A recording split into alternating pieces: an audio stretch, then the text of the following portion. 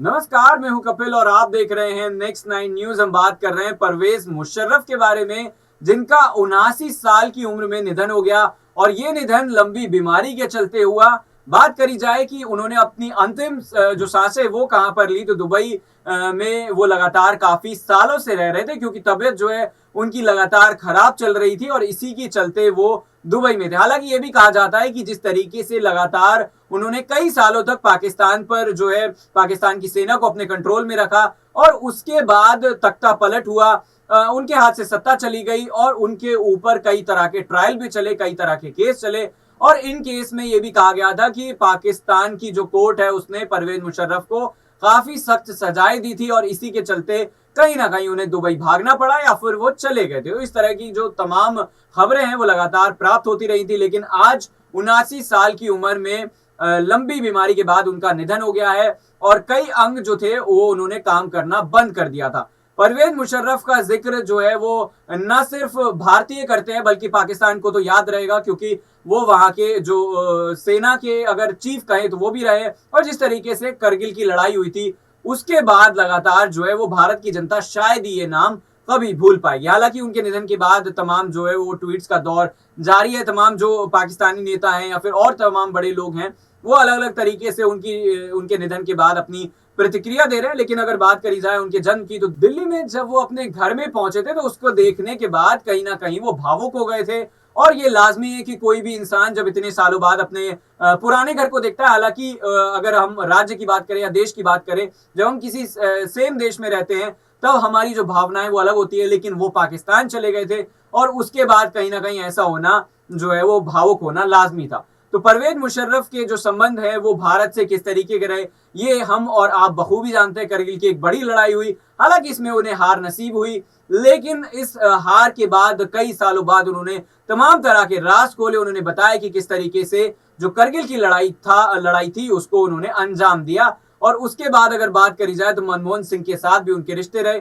इसमें एक बड़ा फैक्ट ये भी सामने आता है कि मनमोहन सिंह का जन्म पाकिस्तान में हुआ और वो भारत के प्रधानमंत्री बने। और अगर बात करी जाए परवेज मुशर्रफ की, तो उनका जन्म दिल्ली में रहा, लेकिन उन्होंने पाकिस्तान की जो गद्दी है उसको संभालने का काम करा। साथ ही साथ आपको ये भी बताएंगे इस खास प्रोग्राम में कि परवेज मुशर्रफ की आखिर संपत्ति कितनी थी, कितनी संपत्ति के वो मालिक थे, क्योंकि इतने बड़े समय तक देश चलाने के बाद उनके पास एक बड़ी संख्या में संपत्ति होना लाजमी सी बात है। और उसके साथ साथ आपको ये भी बताएंगे कि परवेज मुशर्रफ की जो राजनीतिक समझ थी वो काफी ज्यादा थी और इसी के चलते लगभग कहा जाता है कि 8 से 10 साल उन्होंने सत्ता पर अपना कब्जा जमाया। तो सबसे पहले ये जानने की कोशिश करते हैं कि उनकी संपत्ति जो थी वो आखिर कितनी थी और उसके बाद किन लोगों के नाम वो अपनी संपत्ति छोड़ गए। परवेज मुशर्रफ की अगर बात करी जाए तो दुबई में उनका निधन हो गया, लेकिन लंबे समय तक पाकिस्तान के राष्ट्रपति सत्ता का वो केंद्र रहे। तानाशाह के नाम से उन्हें कई जगह पर कई देशों में जाना जाता था और इस दौरान मुशर्रफ ने अरबों रुपए की संपत्ति की मनी लॉन्ड्रिंग के जरिए पाकिस्तान बाहर भेजने का काम करा और इसको लेकर उन पर बड़े आरोप भी लगाए। तो ये भी आपको बताते चलते हैं कि अगर संपत्ति की बात करी जाए तो लगभग 62 करोड़ पाकिस्तानी रुपयों में उनकी संपत्ति थी। पाकिस्तान के एक बड़े टीवी चैनल के एंकर ने इस रिपोर्ट का खुलासा किया। पनामा पेपर लीक मामले में भी परवेज मुशर्रफ का नाम सामने आया था। आरोप लगे थे कि परवेज मुशर्रफ ने अरबों रुपए जो है वो ऑफशोर अकाउंट्स के जरिए देश से बाहर भेज दिए थे। रिपोर्ट्स के अनुसार परवेज मुशर्रफ के ऑफशोर बैंक अकाउंट्स में करीब 2 अरब पाकिस्तानी रुपए का कैश था। और उसके साथ साथ आपको ये भी बता दें कि चुनाव आयोग में दिए हलफनामे की बात करें तो मुशर्रफ की पत्नी जो है उनके पास बैंक में लगभग 1.96 मिलियन के शेयर थे, 170 गोल्ड ज्वेलरी आइटम थे, 60 लाख का फर्नीचर, 80 लाख रुपए का अन्य सामान था, 5 लाख रुपए की सैलरी जो है वो लगभग अपने नौकरों को हर महीने देते थे मुशर्रफ। इस तरीके की बातें जो है वो सामने आती हैं। ये भी आपको बताते चले कि साल 2002 में परवेज मुशर्रफ की संपत्ति $2 मिलियन यानी कि 55 करोड़ पाकिस्तानी रुपए थी, जो काफी बड़ी बात है। और नई दिल्ली में भी अगर बात करी जाए मुशर्रफ की काफी प्रॉपर्टी हुआ करती थी, हालांकि उस पर जो हक है वो उनका नहीं था, उनके रिश्तेदार जो है इसमें रहा करते थे। लेकिन फिलहाल जो है ये माना जा सकता है कि मुशर्रफ के पास प्रॉपर्टी का एक काफी बड़ा हिस्सा था जो अपने बच्चों के लिए वो छोड़ गए। परवेज मुशर्रफ की अगर जन्म की बात करी जाए तो उनका जन्म 11 अगस्त 1943 को ब्रिटिश राज के दौरान दिल्ली में हुआ। दरियागंज की नहर वाली हवेली में मुशर्रफ का परिवार रहता था।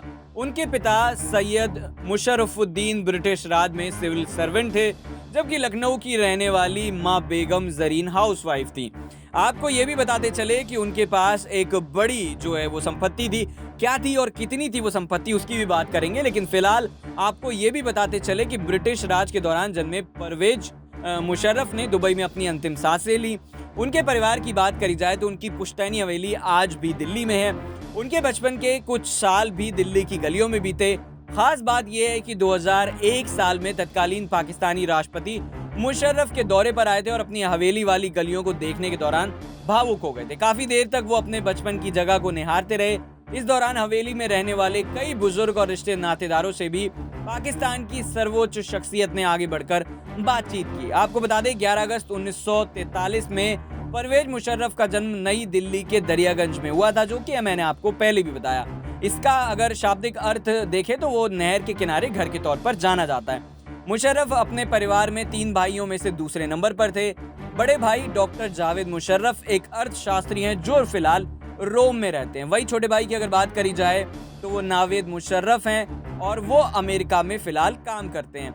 इसके साथ साथ आपको ये भी बताते चले कि 1920 के दशक की शुरुआत में जन्मी मुशर्रफ की मां जरीन लखनऊ यानी कि अब उत्तर प्रदेश में आता है, वो वहां पर पली बड़ी हैं और उन्होंने अपनी स्कूली शिक्षा भी वहीं से हासिल की थी। बात की अगर बात करी जाए तो जरीन ने दिल्ली यूनिवर्सिटी के इंद्रप्रस्थ कॉलेज से अंग्रेजी साहित्य यानी कि इंग्लिश लिटरेचर में ग्रेजुएशन किया था। पिता की अगर बात करी जाए तो परवेज के जो पिता हैं उनका नाम सैयद मुशर्रफुद्दीन था और अलीगढ़ मुस्लिम यूनिवर्सिटी से वो ग्रेजुएट थे और अंग्रेजी सरकार के दौरान वो सिविल सर्वेंट बन गए थे, यानी कि एक सरकारी नौकरी किया करते थे। उनका परिवार अगर बात करी जाए तो शुरू से ही सरकारी नौकरियों में ही था।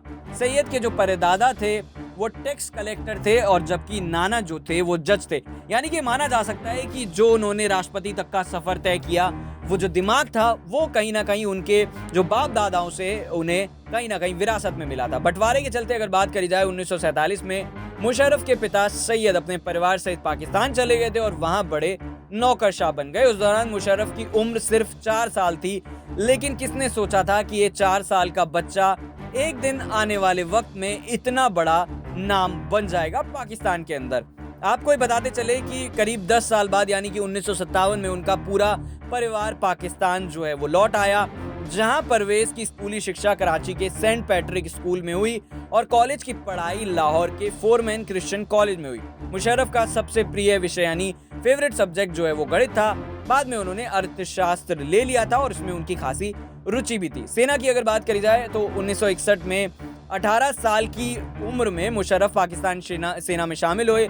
1964 में पाकिस्तानी सेना की तोपखाना रेजिमेंट में उनकी नियुक्ति हुई और उन्होंने जो प्रशिक्षण में जितनी भी चीज़ें थी वो बहुत ही काबिल तारीफ तरीके से पास की।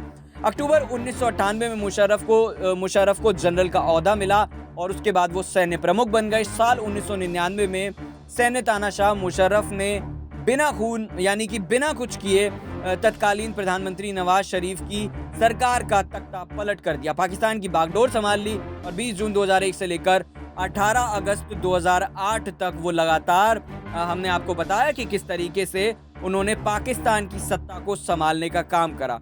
और साथ ही साथ आपको ये भी बताते चले कि जिस तरीके से उनकी दिल्ली में एक बड़ी संपत्ति थी, उससे कहीं ना कहीं ये माना जा सकता है कि अच्छा खासा जो पैसा था वो भी परवेज मुशर्रफ के पास था, क्योंकि राष्ट्रपति के तौर पर वो अपने तमाम बच्चों को वो सब छोड़ गए जिनका यूज जो है वो अब उनके बच्चे करते हुए नजर आएंगे। साथ ही साथ हमने आपको ये भी बताने की कोशिश की कि किस तरीके से लगातार जो है मुशर्रफ ने पाकिस्तान की सत्ता को न सिर्फ संभाला बल्कि उस स्तर पर पहुंचा दिया कि जहां से देश और पूरी दुनिया जो है उनकी तरफ देख रही थी। तो देखा आपने इस रिपोर्ट में, इस खास रिपोर्ट में हमने आपको बताने की कोशिश करी कि परवेज मुशर्रफ के पास कितनी ज्यादा संपत्ति थी और किन लोगों के नाम अब वो संपत्ति छोड़ गए। ये भी आपको बताते चले कि जिस तरीके से उन्होंने भारत को जख्म दिए थे कारगिल के, जब भी इस तरीके की बातें याद आती है तो कहीं ना कहीं उन तमाम परिवारों के, उन तमाम सैनिकों के जो परिवार वाले हैं वो आज भी उस यादों को, उन तमाम जख्मों को जो है वो भूल नहीं पाते हैं। तो परवेज मुशर्रफ का फिलहाल निधन हो गया है, लेकिन वो तमाम जो यादें हैं वो दोनों मुल्कों को छोड़ गए हैं। भारत की बात करी जाए तो तमाम बुरी यादें, और पाकिस्तान अगर तरफ से बात करी जाए तो खासी अच्छी यादें पाकिस्तान उनकी याद रखेगा। हालांकि आप किस तरीके से पूरे जो मुद्दा है इसको देखते हैं वो जरूर बताइएगा, और साथ ही साथ आपको ये भी जानकारी देते चले इस प्रोग्राम का एंड करने से पहले कि लगभग 2001 से लेकर 2008 तक वो पाकिस्तान के राष्ट्रपति रहे। देशद्रोह का जैसा बड़ा मुकदमा जो है वो पाकिस्तान की अदालतों ने उन पर चलाया और उनको इस मामले में सजा भी हुई, लेकिन वो दुबई चले गए। दुबई जाने के बाद जिस तरीके से वो लगातार बीमार चल रहे थे, किसी ने हालांकि ये उम्मीद नहीं जताई थी कि उनका निधन इतनी जल्दी हो जाएगा, क्योंकि दुबई की अगर बात करी जाए तो बड़े लेवल पर वहां पर जो इलाज है वो उनका चल रहा था, लेकिन इस इलाज के बावजूद वो अपनी जान जो है वो नहीं बचा पाए और 79 साल की उम्र में उनका दुबई के अंदर जो है वो निधन हो चुका है।